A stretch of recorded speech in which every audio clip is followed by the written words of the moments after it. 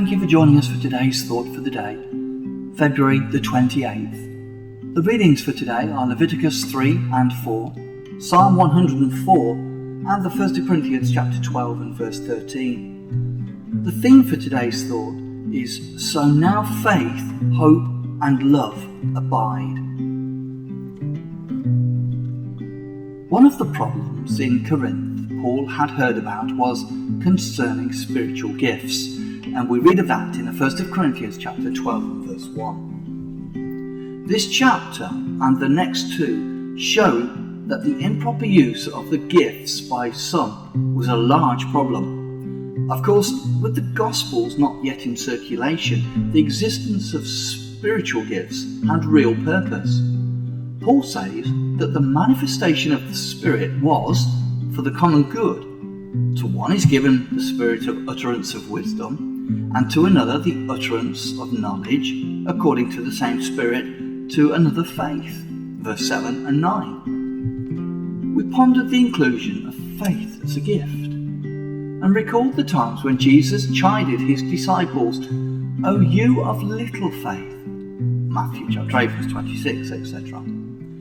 So we conclude that among that first generation of believers, it was vital on occasions to have a man of firm faith, to steady the ecclesial boat when it was rocking and faith was weakening. Chapter 12 ends by telling us, but earnestly desire the higher gifts.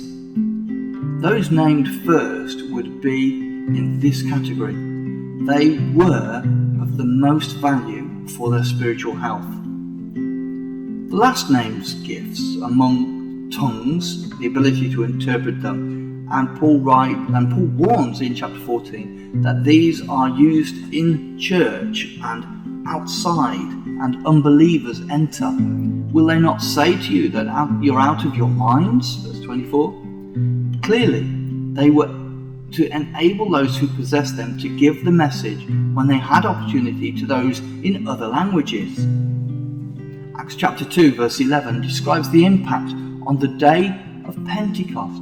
We hear them telling in our own tongue the mighty works of God. The final words in chapter 12 are, And now I show you a still more excellent way. This brings us to chapter 13 and its oft-quoted words praising the vital role of love.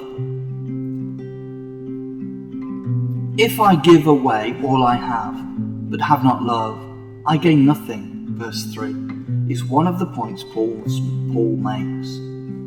He says, love never ends. Prophecies will pass away. Tongues, they will cease. Verse 8. The final verse tells us, So now faith, hope, and love abide. These three, but the greatest of these is love. These words provoked a final thought.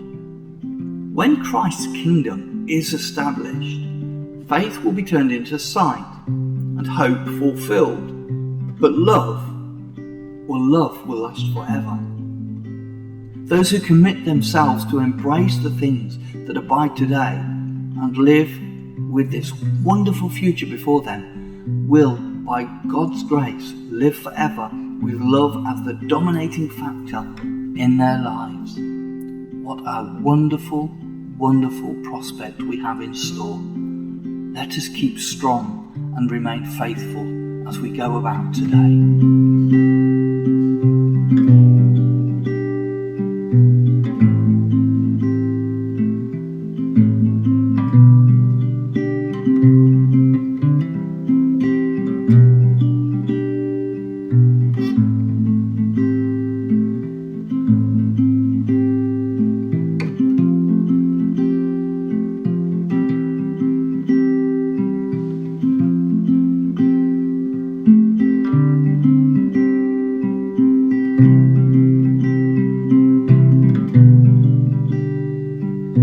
Well, thank you for joining us for today's Thought for the Day. Pray that you found it helpful, and if you did, perhaps share it with a friend. Remember, as you go about today, try and do all to the glory of God, acknowledging that the antidote to sin is not only not to sin, but to do good to others. Please join us again tomorrow for another thought for the day. Thank you for listening. May God bless you.